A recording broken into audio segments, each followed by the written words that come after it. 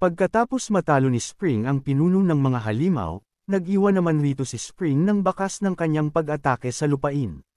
Sa mga nasaksihan ni Yuan napapasambit na lamang ito sa kanyang isip, ang brutal na lakas ng halimaw na iyon ay naging abo sa harap ng napakahusay na sining ng martial arts.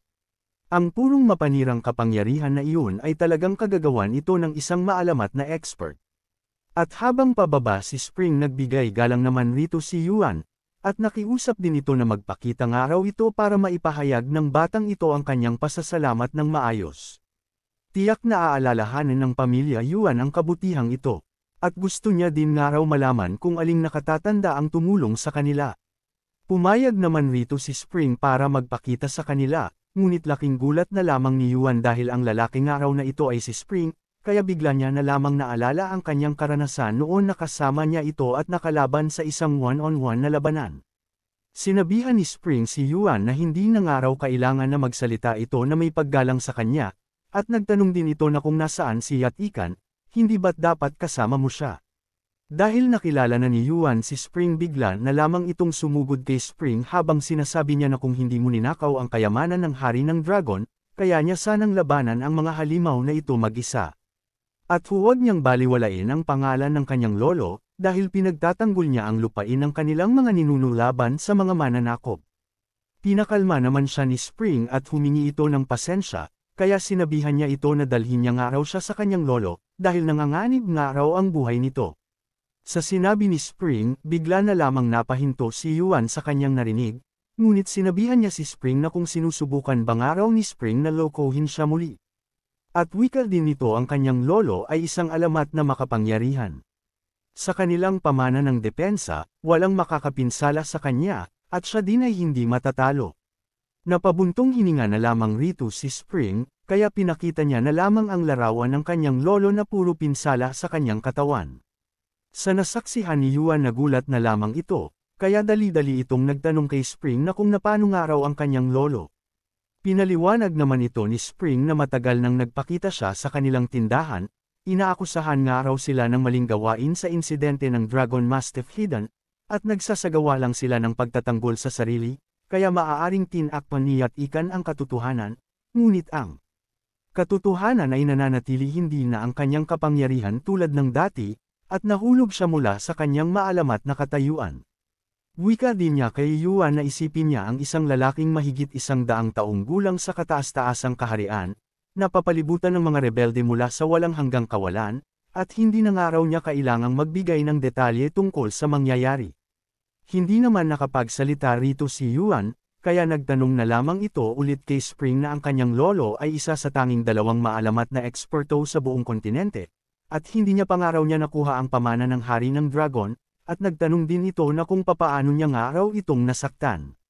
Ngunit ang sinabi lamang ni Spring habang nilalabas niya ang kanyang makapangyarihang dragon, sa tingin niya ba na sila lang ang may makapangyarihang mga kaalyado?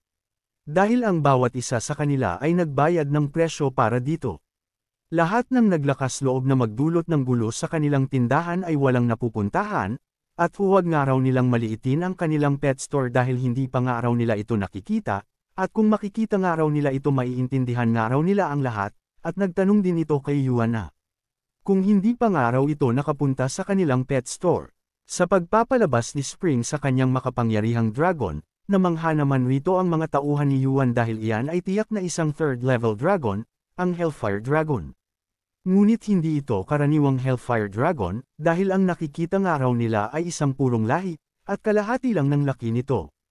Bukod pa rito, ang gintong mga sungay sa kanyang ulo at ang lilang apoy na sumasabog mula sa kanyang likod ay naglalabas ng isang pambihirang aura.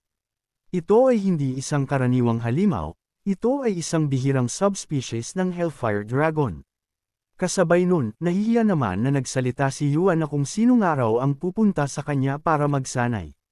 Niyaya naman siya ni Spring na sumama sa kanya, ngunit kung ayaw ni Yuan na sumama ayos lang sa kanya. Sinabi pa ni Yuan ang mga utos ng kanyang lolo ay napakalinaw, at maghanap ng kanlungan sa pinakamalapit na ligtas na lungsod ng base. Sa anumang kaso, huwag bumalik hanggat hindi niya binibigay ang kanyang utos. At ang salita ng kanyang lolo ay ganap na nakakatanggap, at dapat sana'y babalewalay niya si Spring at umalis pagkatapos masagip, pero dahil sa kanya, kinailangan niyang sumuway sa kanyang mga utos sa unang pagkakataon, kaya nagtitiwala nga raw ito kay Spring. Sa daming drama ni Yuan, bigla na lamang Shanghai nila ni Spring papunta sa kanya, at sinabihan niya din ito na pumunta nga raw siya rito para magligtas ng tao, at wika din ni Spring na dapat niyang malaman ang kasalukuyang sitwasyon. Isang legendary level na Beastmaster ang mahalaga, at kung gusto niyang pagalingin ang mga sugat ni Yat-ikan at ibalik ang kanyang lakas, dalhin niya nga raw ito sa kanya ngayon. Tumingin naman ng seryoso rito si Yuan, at sumang-ayon na din ito sa ating bida.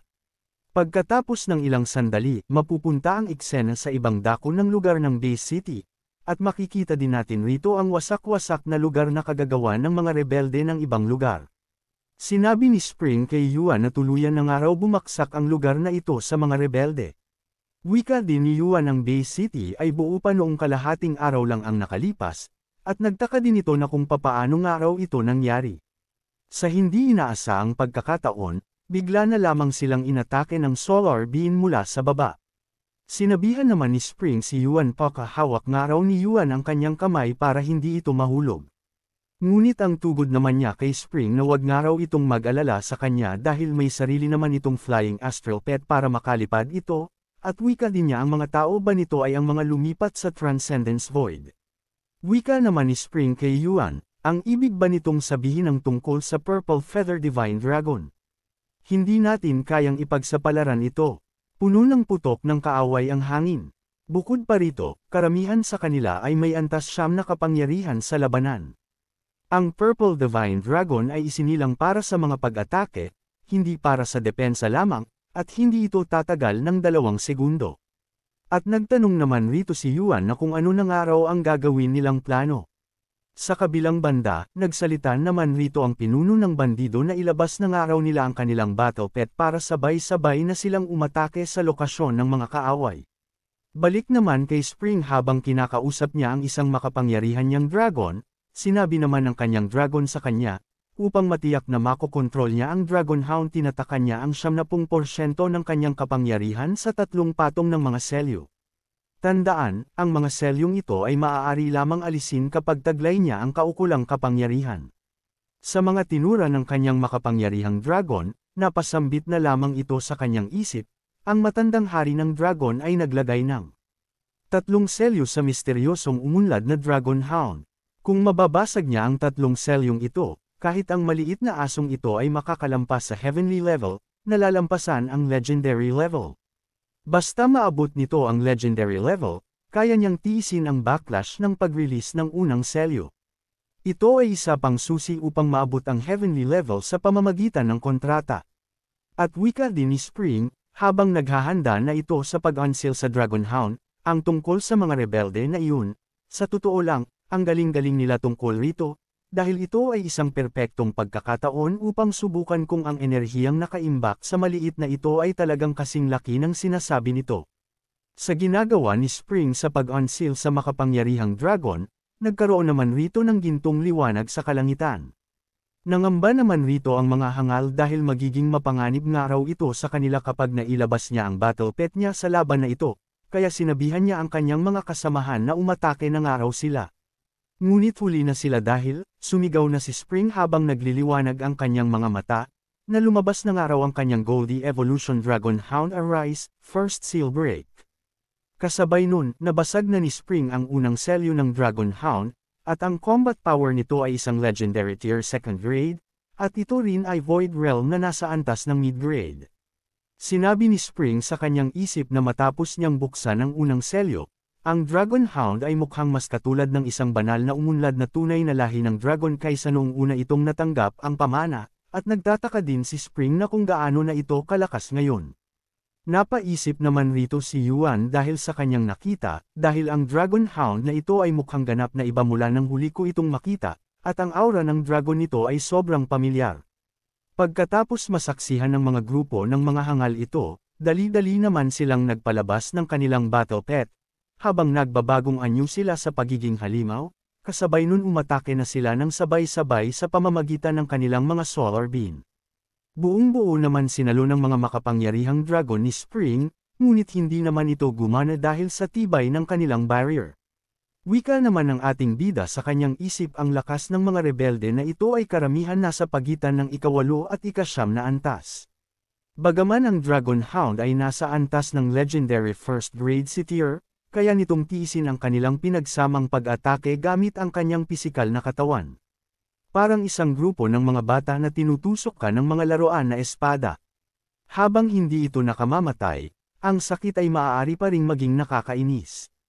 Kaya naman gumagamit ang Dragon Hound ng sarili nitong mga teknik sa depensa, para hindi ito maapektuhan ng mga pag-atake, kaya makikita natin ang Dragon Hound ay parang nakikiliti lamang sa mga atake nila, at ang mga atake ng mga hangal ay parang isang lalaki na nag-enjoy sa mga madadaming mga babae. Sa tuloy-tuloy nilang pag-atake sa Dragon Hound, bigla na lamang silang nangamba dahil ang lahat ng kanilang atake ay hindi tumatalaw. Napagtanto naman rito ng pusit na pinuno ng mga halimaw ang kanyang sitwasyon kaya dali-dali niyang inutusan ang kanyang mga tauhan na umatras na dahil ang kaharap nga raw nila ay isang legendary tier beast.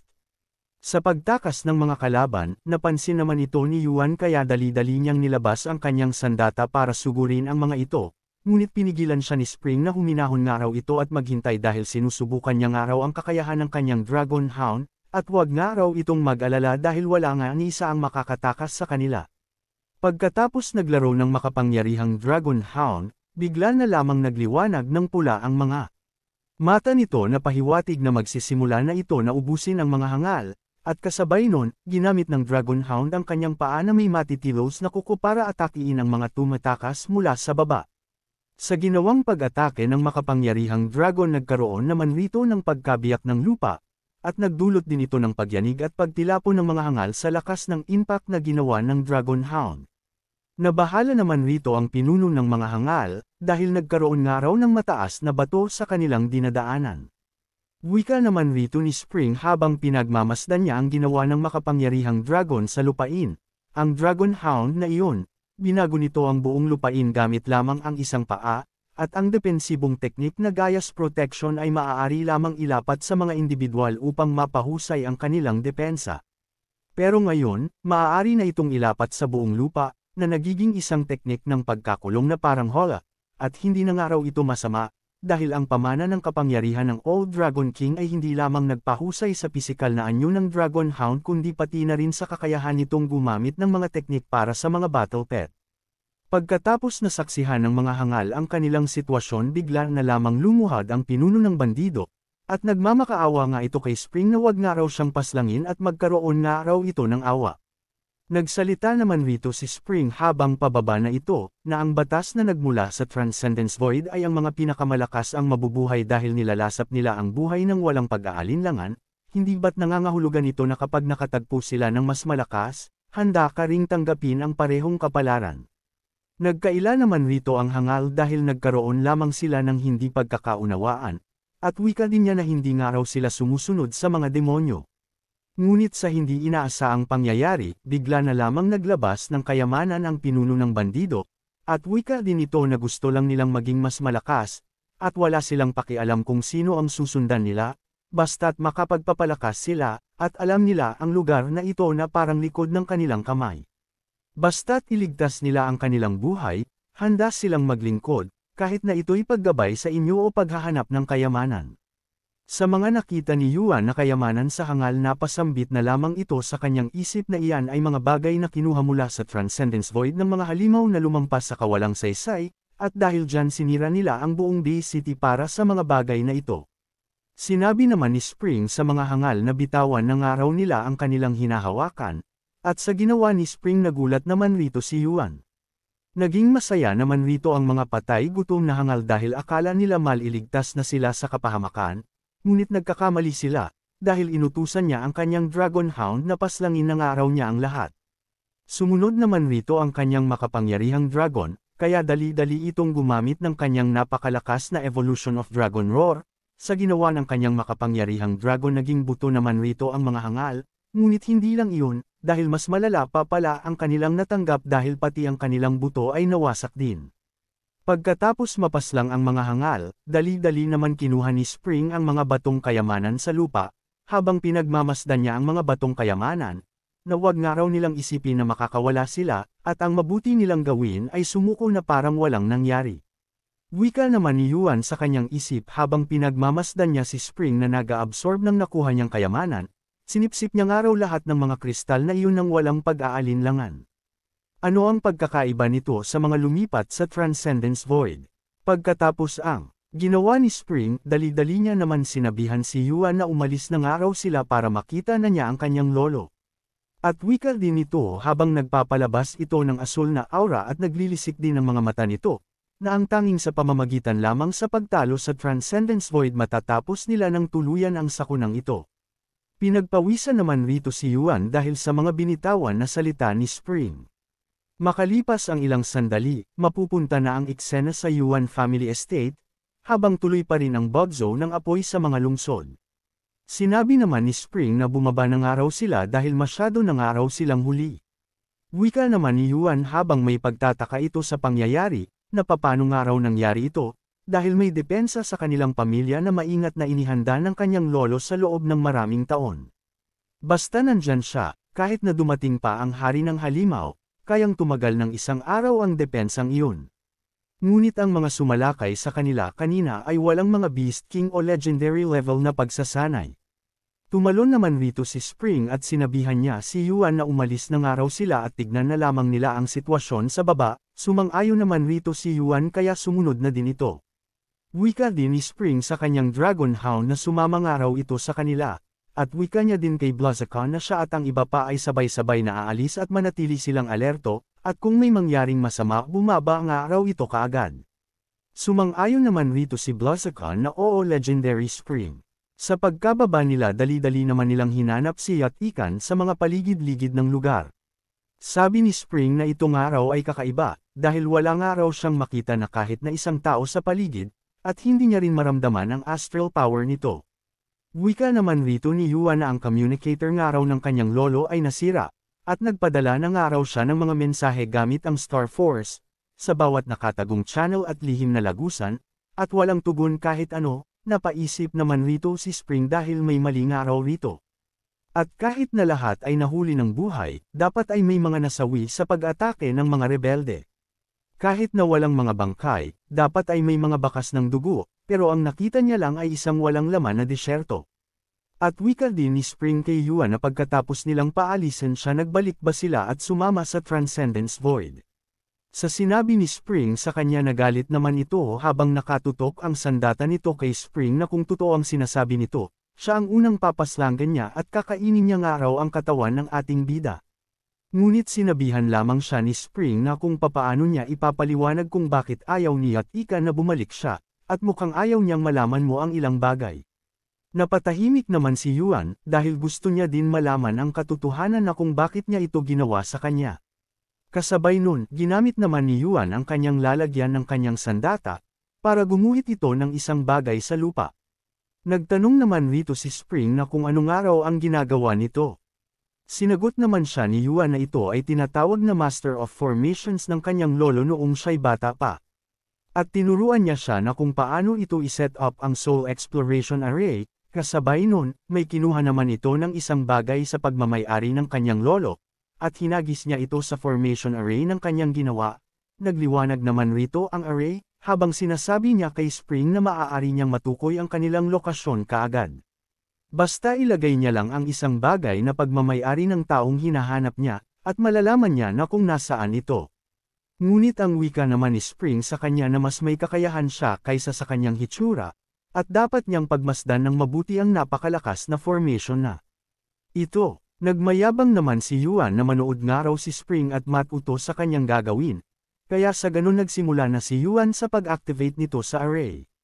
Nagtagumpay si Yuan sa pag-activate ng array kaya nagpakita rito ang berdeng uod na dragon, kasabay din nun, nagliwanag naman rito ang kalangitan para masuri ng berdeng dragon ang lokasyon ni Yat-ikan. Pagkatapos ang ginawa ni Yuan naghalo na rito ang berdeng dragon na katunayan na tapos na ito sa paghahanap. Nagtanong si Spring kay Yuan na kung ano nga raw ang mali dahil naubusan nga raw ng enerhiya ang kanyang Soul Exploration Array. Ngunit ang wika lamang ni Yuan habang hingal na hingal ito sa kanyang ginawa, na naghahanap nga raw siya sa loob ng ilang daang milya, pero mukhang mas malayo pa nga raw ang pinuntahan ng kanyang lolo. Sa aking kasalukuyang lakas ng bituin, hindi niya kayang subaybayan ang anumang higit sa 1,000 milya. Kasabay nun, nilabas niya naman ang isang bagay para masuri rito ang mga formula ng mga array. Nagmungkahi si Spring kay Yuan na gamitin nga raw nila ang kapangyarihan ng kanyang astral pet para ito ay mapadali sa kanilang paghahanap kay Yat-ikan, ngunit hindi naman sumang-ayon rito si Yuan dahil may sarili nga raw siyang plano sa paghahanap. Kasabay nun, sinuri na ni Yuan ang mga recipe, at nagtanong din si Spring na kung ano nga raw ang ginagawa nito. Ngunit ang sinabi lamang ni Yuan na kailangan niya nga raw manatili dito para mapanatili ang porma sayon, at humingi naman ito ng tulong kay Spring na kolektahin ang mga materyales na nakasulat dito. Nagtaka si Spring na kung bakit kailangan ni Yuan ng maraming gamit sa pagbuo ng array. May pagmamayabang naman na pinaliwanag ni Yuan na hindi pa ba nakita ito ni Spring dati. Ang light force lang ay hindi sapat para sa kanya, pero kung makakapag-imbak siya ng sapat para sa 2 o 3 araw, ito ang mga bahagi para sa light energy storage battery, at siguradong makikita niya nga raw ang kanyang lolo. Wika naman ni Spring habang nagbabasa ito ng mga recipe ni Yuan. Ang pagkuha ng lahat ng mga materyales na iyon ay aabutin ng hindi bababa sa 3 araw. Pagkatapos, kakailanganin mo pa ng isa pang 3 araw para i-charge ang baterya. Sa oras na matagpuan mo si Yat-ikan, huli na ang lahat. Ngunit nagalit si Yuan dahil sinabihan niya na nga raw si Spring na huwag banggitin ang pangalan ng kanyang lolo ng basta-basta.